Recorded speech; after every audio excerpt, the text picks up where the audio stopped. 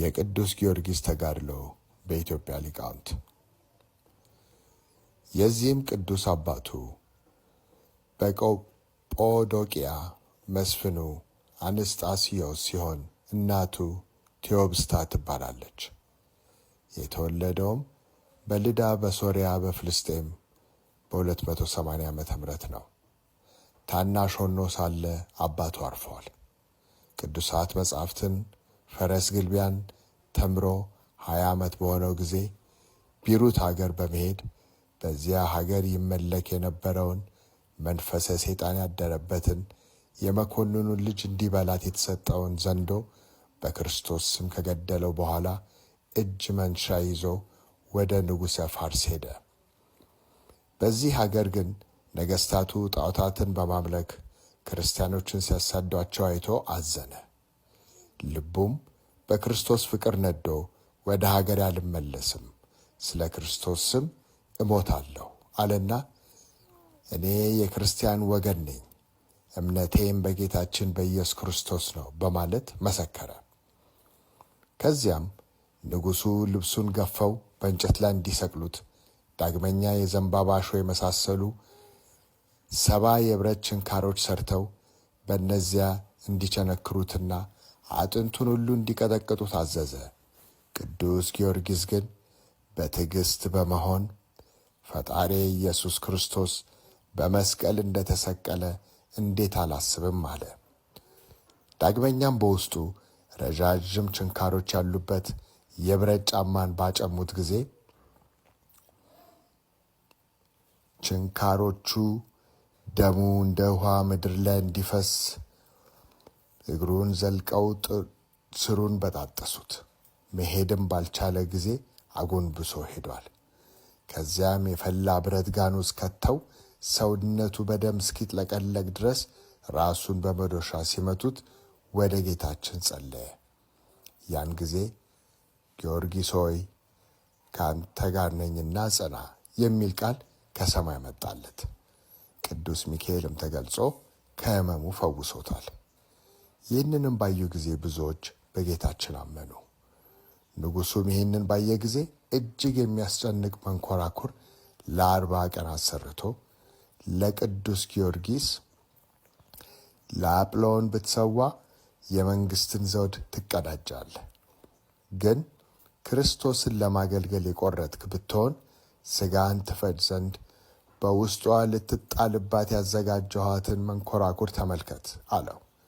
ይህ ሲሆን ቅዱስ ጊዮርጊስ ፈጣሪው ክርስቶስን አመሰገነ። እርሱም ወደ መንኰራኩሩ በመወርወር 40 ሰዎች ያዞሩት ጀመር። ከዚያም ሰውነቱ ለ10 ክፍል ተከፋፈለ። እነርሱም ሥጋውን በጉድጓድ ውስጥ ቀበሩት። ክብር ይግባውና ጌታችን መላእክትን አስከትሎ በመምጣትና እንደገና ከሞት አስነሳውና ባረከው። እርሱም ከሞት ተነስቶ እንደገና ወደ ከተማ ገብቶ ስለ ክርስቶስ አምላክነት መሰከረ። እነርሱም እጅግ ለመስማት የሚከብዱ መከራዎችን አደረጉበትና ሰውነቱን ጨምቀው አንጀቱን ዘረገፉት። ከዚያም ሥጋውን አቃጥለው በእንጨት ቀፎ በማድረግ ይድራስ ወደ ተባለ ተራራ ወስደው አመዱን በትነውት ተመለሱ።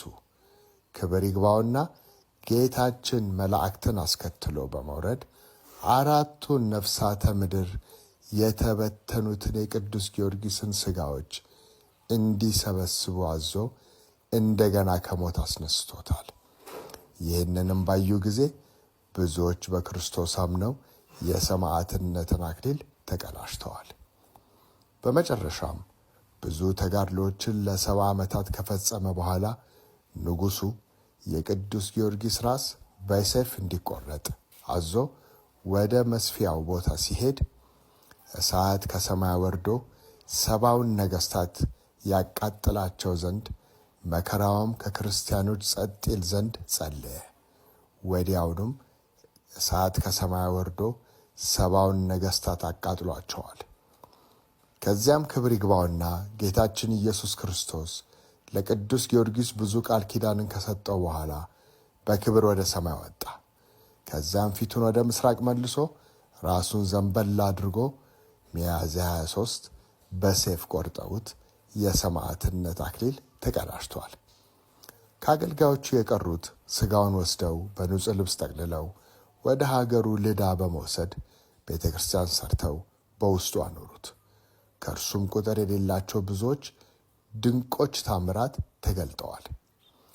ኢትዮጵያዊ ሊቅ አባ ጽጌ ብርሃን በማኅሌተ ጽጌ ድርሳቸው ላይ የስሙና የሞቱ መታሰቢያ ባንቺ ተጻፈብሽ የሚያበራ ከሆነ ዕንቁ ባሕሪ ይልቅ የጠራ ወርቅ ክበብ ያለው የራስ ቁር የተባለ የጊዮርጊስ የመንግሥቱ የራስ ልብስ ጌጥ ሽልማት የአበባ አክሊል ማርያም ሆይ አንቺ ለእርሱ ሁሉን ታሰግጅለታለሽ፣ ታንበረክክለታለሽ፣ እርሱ ግን ላንቺ ይሰግዳል ይሉታል። ታላቁ ኢትዮጵያዊ ሊቅ አርከስሉም የሊቀ ሰማዕታት ቅዱስ ጊዮርጊስን ተጋድሎ ዘወትር በማይጠልቅ በብሩህ ፀሐይ ፊት በምድር ዳርቻዎች ሁሉ የስምህ ባለሟልነት የደረሰ የአእላፍ ሰማዕታት አለቃቸው ሰላምታ ላንተ ይገባል። ክንፈ ፈጣን ከራዲዮን ጻፍ የተባል ጊዮርጊስ ሆይ የአፍ እስትንፋስን ተቀብለህና ተሸክመ ሕመሜን በትን እያለ ተማጽኖታል። አባ ጊዮርጊስ ዘጋስጫም በተአምኖ ቅዱሳን መጽሐፍ ላይ ገድሉ የበዛ የተትረፈረፈ ኃያል ተጋዳይ ጎልማሳ ብርቱ ሰው በተዘረጋ ዙፋን ላይ ኃይልን ያሳየ በሰማይና በምድር መካከል ያለ የማይቆጠር የክብር ኮከብ ታምሩ እንደ ባህር አሸዋ የበዛ የሆነ የፀሐየ ጽድቅ የኢየሱስ ክርስቶስ ሰማዕት ለሆነ ለጊዮርጊስ ሰላምታ ይገባዋል ይለዋል። የስብሐት ፍቅሩ ዘጊዮርጊስ ደራሲ ኢትዮጵያዊ ሊቅ ከወርቅና ከብር ይልቅ ሞገሱ የሚበልጥ ቅዱስ ጊዮርጊስ በነጭ ፈረሱ እኛን ለመርዳት ይምጣ ይመላለስም ይለዋል። ወስብሐት ለእግዚአብሔር። ጊዮርጊስ ኃያል ኃያል መስተጋድል ጊዮርጊስ ኃያል ኃያል መስተጋድል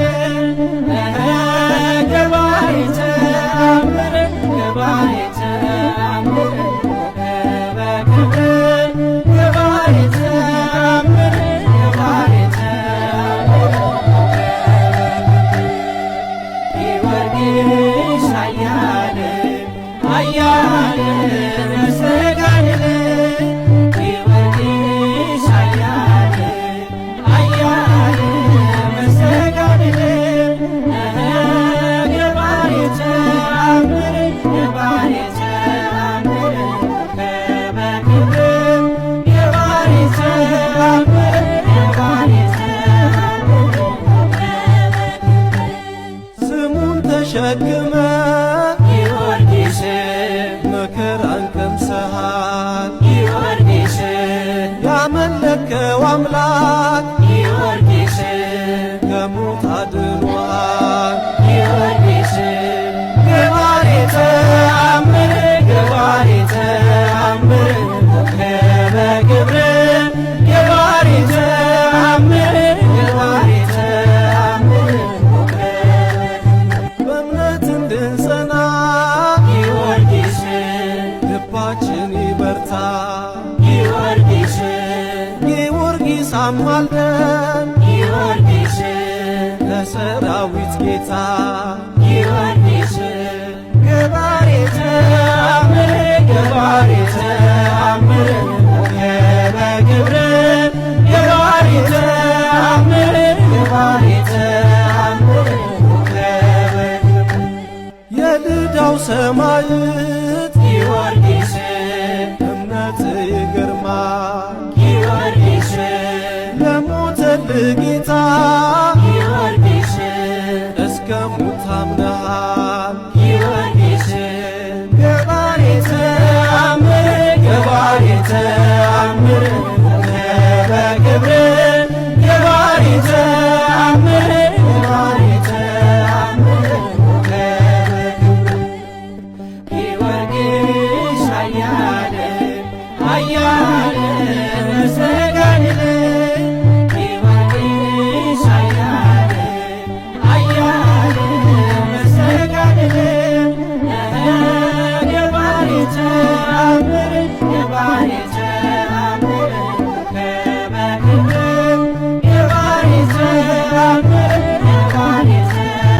ለጌታችን ለኢየሱስ ክርስቶስ የጥምቀት በዓል በሰላም አደረሰን እያልኩኝ ዝዋይ ላይ ጥምቀት እንዴት እንደሚከበር ላሳያችሁ።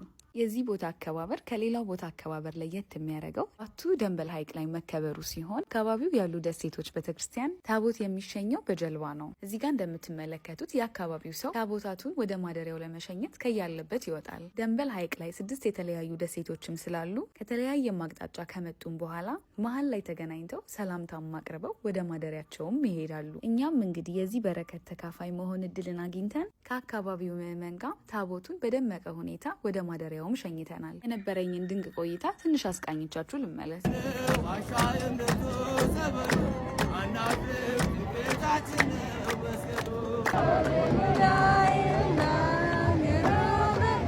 ከደረስንም በኋላ ከጀልባችን ወርደን ታቦታቱ ወደሚያድሩበትን ቦታ አቅንተናል። እኔ እንደምትመለከቱት ባቱ ዝዋይ ላይ ለየት ባለ ሁኔታ አክብሬያለሁ። እናንተስ ጥምቀትን የታከበራችሁ? የሚቀጥለውስ ዓመት የት የማክበር ሀሳብ አላችሁ? እስቲ ኮሜንት ሴክሽን ላይ አስቀምጡልኝ። አገራችንን ሰላም ያቆይልን እያልኩኝ በሚቀጥለው ቪዲዮ እስከምንገናኝ ሰናበታችኋለሁ።